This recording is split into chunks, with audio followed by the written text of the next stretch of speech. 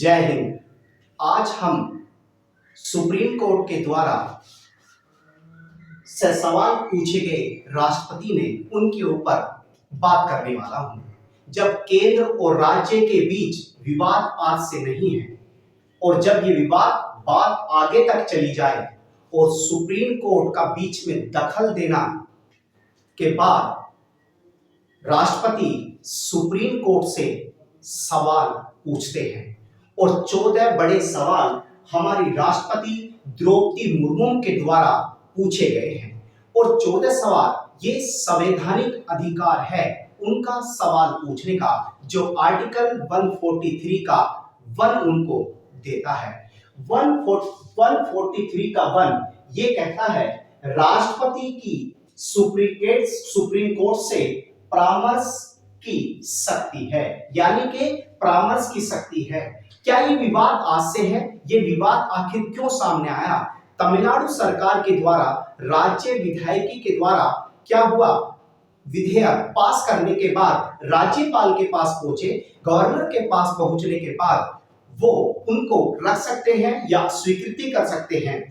उसके बाद ये राष्ट्रपति को भेज दिए जाते हैं और ये मामला तमिलनाडु सरकार कहां उसको सुप्रीम कोर्ट ले जाती है और सुप्रीम कोर्ट चर्चा में इसलिए ज्यादा आ जाता है क्योंकि सुप्रीम कोर्ट इनकी गाइडलाइन एक लिमिट तैयार कर देते हैं कि आपको एक समय सीमा के अंदर डिसीजन देना है।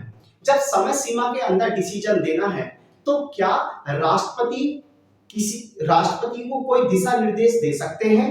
एक सवाल ये भी है, इसीलिए चर्चा में आया है। और 10 विधेयक तमिलनाडु सरकार ने सुप्रीम कोर्ट के द्वारा यानी कि पास हो गए, तो आर्टिकल ये इंपोर्टेंट बन जाते हैं। आर्टिकल 200 क्या कहता है? कोई विधेयक राज्य विधायिका के द्वारा, कोई भी विधेयक राज्य विधायिका के द्वारा पारित कर किसके पास भेजा जाता है? राज्यपाल के समक्ष भेजा जाता है, यानी कि गवर्नर के समक्ष भेजा जाता है। और गवर्नर के समक्ष भेजने के बाद यानी कि आर्टिकल 200 कहता है। इसके बाद 200 का 1 क्या कहता है कि वो 200 का 1 कोई विधेयक राज्यपाल के द्वारा राष्ट्रपति की अनुमति के लिए भेजा जाता है।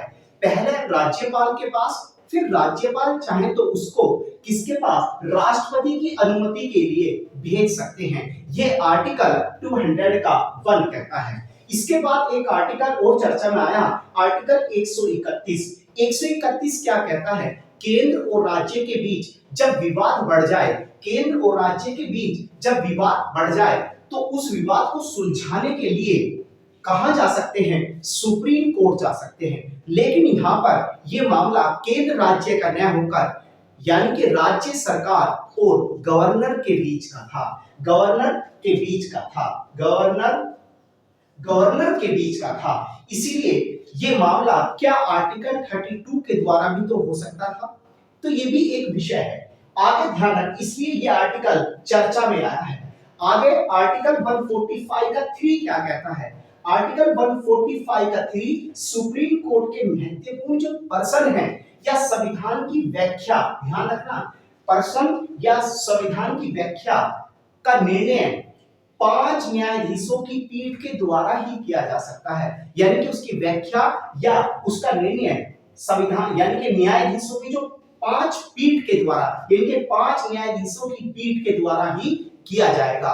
ऐसा नहीं कि कम से कम 5 होने चाहिए, उससे ज्यादा भी हो सकते हैं। तो आर्टिकल 145 का 3 भी चर्चा में है। आर्टिकल 361 भारत के राष्ट्रपति और राज्यपाल को आपराधिक कार्रवाई की गिरफ्तारी से बचाता है। जो हमारे राष्ट्रपति हैं, राज्यपाल हैं, गवर्नर हैं, उन पर कोई आपराधिक मामला है तो वो उनको आर्टिकल 361 उनको बचाता है कि आपराधिक कार्रवाई उन पर शुरू नहीं की जाएगी।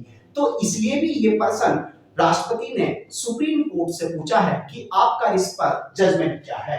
आर्टिकल 142 ये कहता है सुप्रीम कोर्ट को पूर्ण न्याय यानी कि पूर्ण जस्टिस का अधिकार किसके पास है? यानी कि जुडिशरी के पास। Enforcement of decrees and orders of supreme court and orders as to discovery etc। यानी कि किसी भी निर्णय पर वो आगे बढ़ के अपने डिसीजन या अपनी बात रख सकते हैं, यानी कि पूर्ण निर्णय, जिसमें कई सारे मामले सुप्रीम कोर्ट ने दिए भी हैं। तो ये मामला सबसे ज्यादा चर्चा में आ गया है कि राष्ट्रपति के द्वारा 14 बड़े प्रश्न पूछे गए हैं सुप्रीम कोर्ट से। अब सुप्रीम कोर्ट इस पर क्या अपना डिसीजन देते हैं ये देखते हैं। आगे ऐसे ही चर्चा में ये टॉपिक अभी चलेगा, तो आप इस पर अपनी नजर बना के रखें और ये आर्टिकल जरूर ध्यान रखें। 143 का 1, 200, 201, 131, 145, 361, 142 ये आर्टिकल वेरी इंपॉर्टेंट है, तो ध्यान रखें। तमिलनाडु से ये चीजें चली थी और कहां तक पहुंची, सुप्रीम कोर्ट तक। कोई विधेयक राज्य सरकार द्वारा पास हो गया, राज्यपाल के द्वारा, राज्यपाल उसको आगे कहां तक भेज सकते हैं, राष्ट्रपति के पास तक। तो ये मामला ऐसे पहुंचा है, तो एक पावर और शक्ति, क्योंकि सर्वोच्च एक जो पद है वो राष्ट्रपति जी का पद है।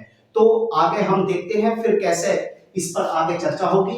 ये डिस्कशन मैंने आपके सामने रखी है, आप देखते रहिएगा और रिवीजन करते रहिएगा और पूरी मेहनत के साथ पढ़िएगा। देखा जाएगा क्या होगा, जीत और हार के बीच का बस ये एक चक्र ऐसे ही चलता रहेगा। अपनी ताकत लगा दीजिएगा पूरी, गर्मी सर्दी ये एक जीवन का पल है। लगे रहिएगा, मेहनत करते रहिएगा, एक जुनून के साथ आगे बढ़ो और फिर आपको एक छोटी सी नई मुलाकात के साथ फिर आपको एक टॉपिक में आपके सामने मिलेंगे। जय हिंद, जय भारत।